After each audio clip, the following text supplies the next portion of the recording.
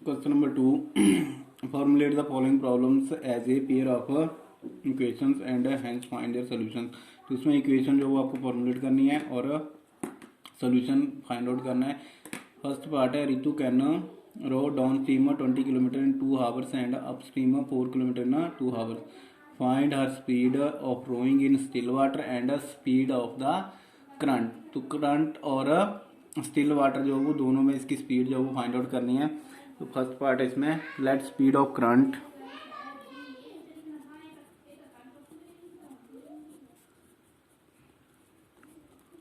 x kilometre per हावर। यहाँ पे आपने अज्यूम कर लिया कि जो स्पीड है करंट में वो कितनी x किलोमीटर पर हावर है, and speed of Ritu in still water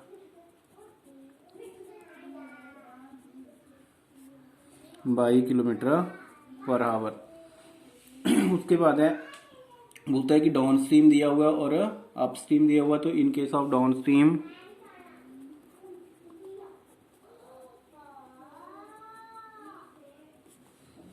speed of Ritu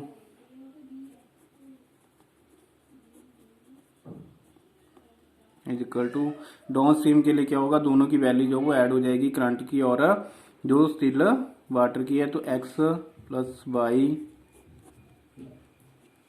kilometre per हावर। इस चीज का आपने ध्यान रखना है कि डाउन स्ट्रीम के लिए, डाउन स्ट्रीम में क्या होगा, जब वो रो करेगी तो डाउन स्ट्रीम में मीन्स जैसे हम लोग जो वो वाटर अगर फ्लो कर रहे हैं तो फ्लो में क्या होगा, जो स्टिल वाटर होगा और डाउन के लिए जा रहा है तो उसको जो वो फोर्स नहीं लगानी पड़ेगी, मीन्स वो ऐड हो जाएगी फोर्स जो वो डाउन की तरफ जाते हुए। लेकिन जब अपस्ट्रीम आएगा तो अपोजिट साइड में होगा, मीन्स उसकी स्पीड तो उसको क्या है, माइनस जो वो हो जाएगी स्टिल वाटर के साथ। तो इस चीज का आपने ध्यान रखना है कि डाउन के लिए क्या है, जो स्पीड करंट की होगी और जो स्टिल वाटर की होगी तो दोनों ही जो वो आपस में एक ही डायरेक्शन में जो वो मूव करेंगे, मीन्स तो वहां पे वो पॉजिटिव हो जाएगी। लेकिन जब अपस्ट्रीम होगी तो अपस्ट्रीम के लिए क्या होगा, वो अपोजिट डायरेक्शन होगी उसकी स्टील के साथ करंट की। तो क्या होगा उसमें फिर नेगेटिव जो वो आएगी, मीन्स उसमें जो आपकी स्पीड होगी वो क्या हो जाएगी, कम हो जाएगी, मीन्स माइनस होगा उसमें। तो यहाँ पे speed of Ritu down stream case के लिए x प्लस 22। तो डिस्टेंस जो वो कवर कर रही है, Ritu can row down stream 20 kilometre in 2 hours. तो distance covered by Ritu in 2 hours, here distance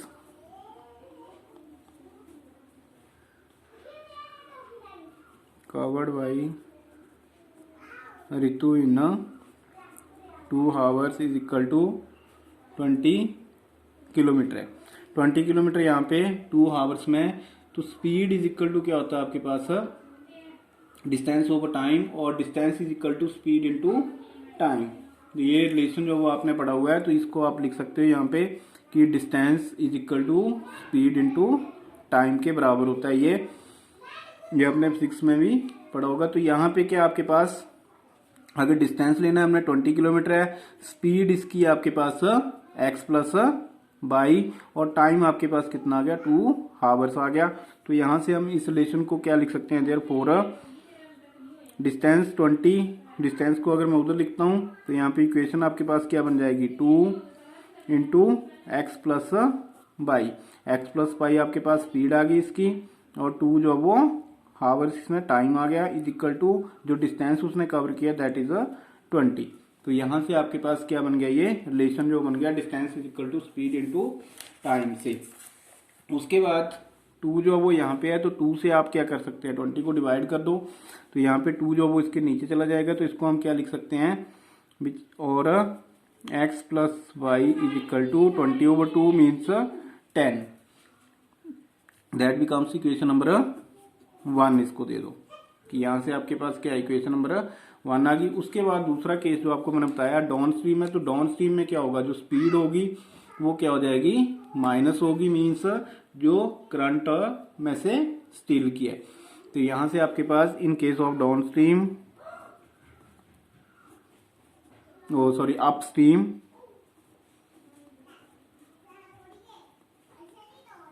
speed of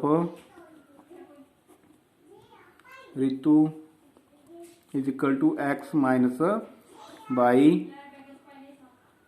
kilometre per hour, ये आ गई। अब इसमें डिस्टेंस जो वो उसने कवर किया 2 आवर्स में 4 किलोमीटर, तो डिस्टेंस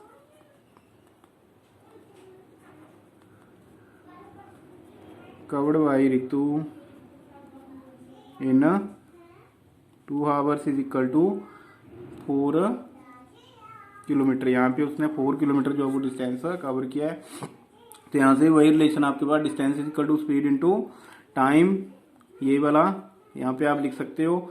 अगर इसको लिखना है तो यहाँ पे बिकॉज लगा करके, या कंप्लीट लिखना है तो distance is equal to speed into time, उसको कंप्लीट भी लिख सकते हो यहाँ पे। तो ये बन जाएगा आपके पास 2 आवर्स टाइम आ गया, 2 into x minus y is equal to 4। अगर ब्रैकेट में लिखना है तो because distance is equal to speed into time, तो ये आपके पास जो वो आ गया। उसके बाद 2 से यहाँ पे भी डिवाइड कर दो इसको, तो क्या बन जाएगा, और x minus y is equal to 4/2 हो जाएगा। तो 2 जो वो इधर जाएगा 4/2, तो यहाँ से कैंसिल आउट होके ये 2 आ गया, जिसको हम इक्वेशन नंबर 2। अब इक्वेशन 1 में देखिए x प्लस वाई है, यहाँ पे x माइनस वाई है, मीन्स आप दोनों इक्वेशन को ऐड करते हो तो यहाँ पे y और y कैंसिल हो जाएगा। तो adding equation 1 and 2 we gate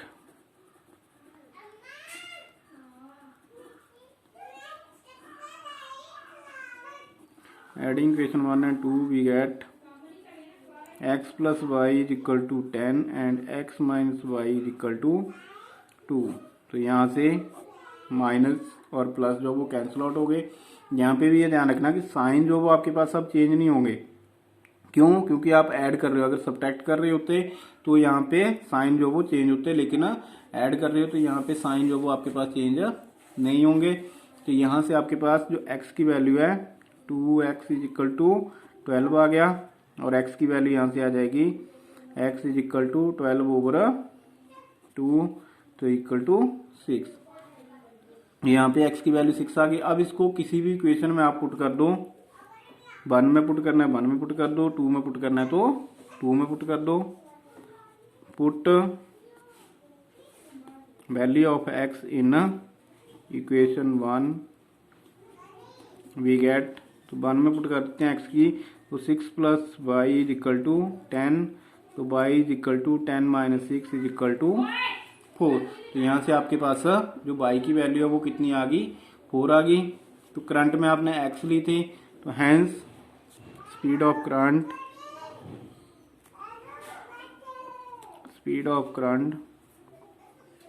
is equal to, आपके पास ये आ गई x की वैल्यू 6, तो 6 kilometre per hour, and speed of Ritu in still water थी,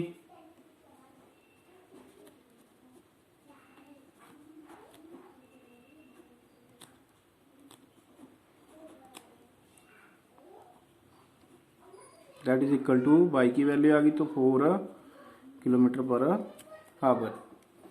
तो यहाँ से आपका ये क्वेश्चन नंबर 2 का फर्स्ट पार्ट जो वो ओवर हो गया। इसमें आपने स्पीड जो वो फाइंड आउट कर ली, करंट में भी और स्टील में भी। तो इसमें मेन चीज जो वो ध्यान रखने वाली यही है कि आपके पास जब डाउन स्ट्रीम और अप स्ट्रीम होगी, तो डाउन स्ट्रीम में क्या होगा, इसमें जो स्पीड है वो ऐड हो जाएंगी दोनों ही, करंट और स्टील की, और जब अप स्ट्रीम होगा तो अप स्ट्रीम में माइनस हो जाएगी करंट में से स्टील की। उसके बाद नेक्स्ट क्वेश्चन सेकंड पार्ट है, 2 women and 5 men can together finish embroidery work in 4 days while 3 women and 6 men can finish it in 3 days. Find the time taken by 1 woman alone to finish the work and also that taken by 1 man alone.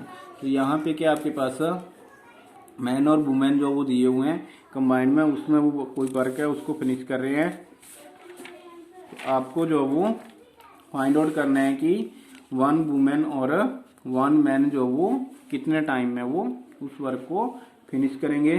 तो late the time taken by, पहले women का इन्होंने पूछा हुआ है तो women का लेते हैं हम, let the time taken by one women to finish the embroidery work लिखना तो एम्ब्रॉयडरी, नहीं तो finish the work is equal to x days. उसके बाद and the time taken by one man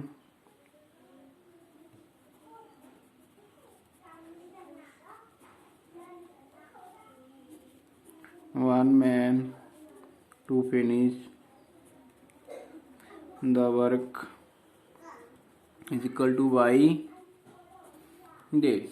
अब आपने इसको एज्यूम कर लिया कि एक्स जो वो आपके पास डेज वन वुमेन के द्वारा जो वर्क फिनिश किया जा रहा है और बाई डेज में जो वन मैन है उसके द्वारा वर्क जो वो फिनिश किया जा रहा है। अब इसमें फर्स्ट कंडीशन जो वो दी हुई है तो 2 women and 5 man together finish an embroidery work in 4 days. तो यहाँ पे आपके पास अगर इस तरह से कंप्लीट आपने लिखना है इसको कि since 2 women and 5 man can together finish the embroidery work in 4 days, तो कंप्लीट लिख सकते हैं, नहीं तो according to first condition and according to second condition, इस तरह से भी आप लिख सकते हैं। तो यहाँ पे since 2 women and 5 men can together finish an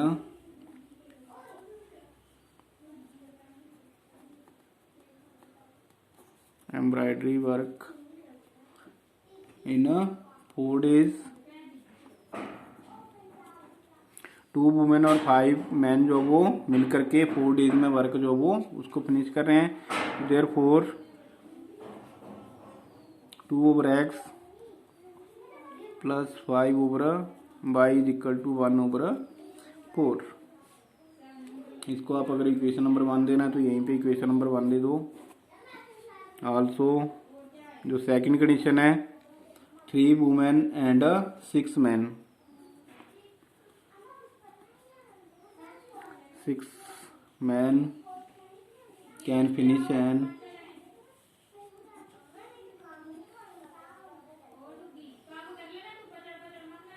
embroidery work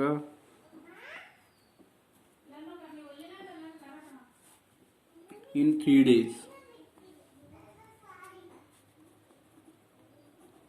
Therefore 3 over x plus 6 over y is equal to 1 over 3। इसको आप इक्वेशन नंबर 2 दे दीजिए। तो यहां से फर्स्ट इक्वेशन आ गई आपके पास 2 over x plus 5 over y is equal to 1 over 4 and second में आ गई 3 over x plus 6 over y is equal to 1 over 3। अगर इसको आप 3 यहां से कॉमन है, अगर कॉमन लेना चाहते हैं ठीक है, अगर कॉमन नहीं लेना है तो भी आपके पास जो वो इसका सोल्यूशन आप फाइंड आउट कर सकते हो। ये आपके ऊपर जो वो डिपेंड करता है कि आपने जो वो कॉमन लेना है कि नहीं लेना है। तो हम इसको डायरेक्ट जो वो करते हैं। अब यहाँ पे 1 ओवर एक्स और 1 ओवर वाई, आपने ऐसे क्वेश्चन जो वो पहले सॉल्व किए, हम क्या इनको एज्यूम करते थे पी के बराबर और क्यू के बराबर। तो let 1 over x is equal to p and 1 over y is equal to q. Then equation 1 and equation 2 becomes, यहाँ पे आपके पास इक्वेशन नंबर 1 और 2 क्या बन जाएगी 2p plus 5q is equal to 1 over 4 and second equation आपके पास 3p plus 6q is equal to 1 over 3। तो ये दो इक्वेशन जो वो आपके पास बन गई। अब इसमें आपके पास अगर क्रॉस मल्टीप्लाई इसको करना है तो आप यहाँ से क्रॉस मल्टीप्लाई कर सकते हैं। 1 ओवर 4 है, 4 जो वो इधर चला जाएगा और यहाँ पे 3 जो वो इधर चला जाएगा। तो ये आपके पास क्या इक्वेशन बन जाएगी, और इसको आप लिख सकते हो 8p plus 20q is equal to 1 and 9 P plus 18Q is equal to 1। तो इनको आप इक्वेशन नंबर दे दो अब यहाँ पे 3 एंड 4। अब यहाँ पे आपने कौन सा मेथड जो वो यूज़ करना है वो आपके ऊपर जो वो डिपेंड करेगा। तो यहाँ पे अगर आपने एलिमिनेशन मेथड जो वो यूज़ करना है, तो एलिमिनेशन मेथड के लिए क्या होता है, हमारे पास कोएफिशिएंट जो वो उनको इक्वल करना पड़ता है आपको। तो यहाँ से आप या तो P का कोएफिशिएंट जो वो उसको इक्वल कर लो या Q का कोएफिशिएंट जो वो उसको इक्वल कर लो। तो यहाँ से अगर हम 8P या 9P है, मीन्स अगर P को इक्वल करते हैं तो यहाँ पे क्या होगा, इक्वेशन 3 को 9 के साथ मल्टीप्लाई होगा और इक्वेशन 4 को 8 के साथ जो वो मल्टीप्लाई करना पड़ेगा और सब्ट्रैक्ट करना पड़ेगा। 9 multiplying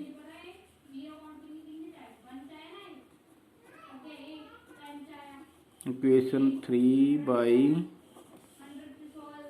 9 and equation 4 by 8 and subtract, या सब्ट्रैक्टिंग भी लिखना चाहते हो तो सब्ट्रैक्टिंग लिख सकते हैं। वी गेट, अब यहाँ पे 9 के साथ आप मल्टीप्लाई करोगे 72P plus 180Q is equal to 9 and 72P plus 144Q is equal to 8। तो उसके बाद इसको सब्ट्रैक्ट कर दो, ये माइनस माइनस एंड माइनस, तो यहाँ से ये कैंसिल आउट हो जाएगा आपके पास। और यहाँ से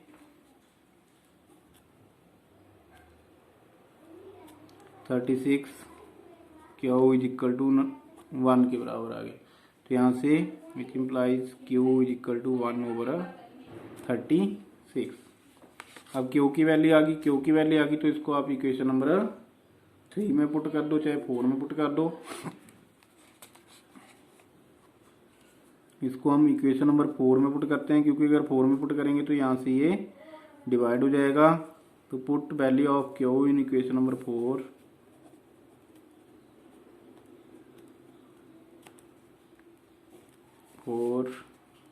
we get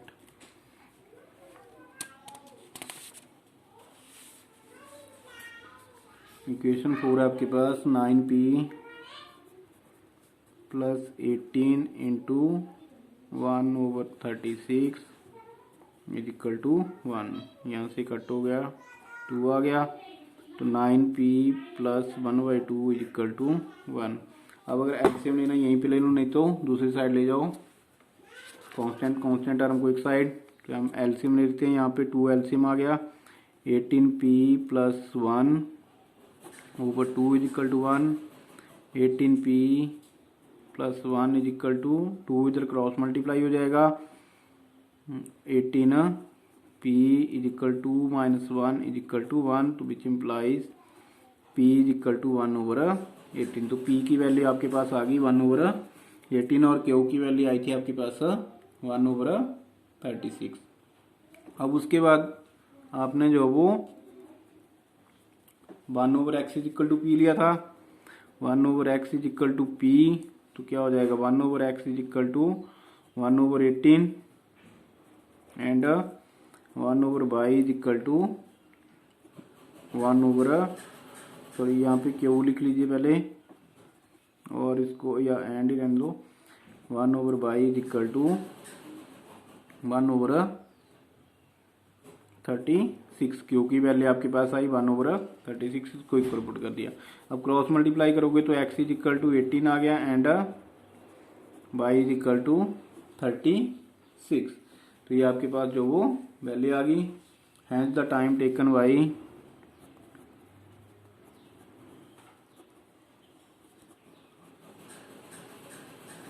one woman to finish the work is equal to 18 days and the time taken by one man to finish the work is equal to 36 days. तो आपके पास जो वो आंसर आ गया कि एक मैन जो वो आपके पास 36 डेज में वर्क जो वो फिनिश करेगा और जो वुमेन है वो 18 डेज में उस वर्क को फिनिश करेगी। तो that is the second part.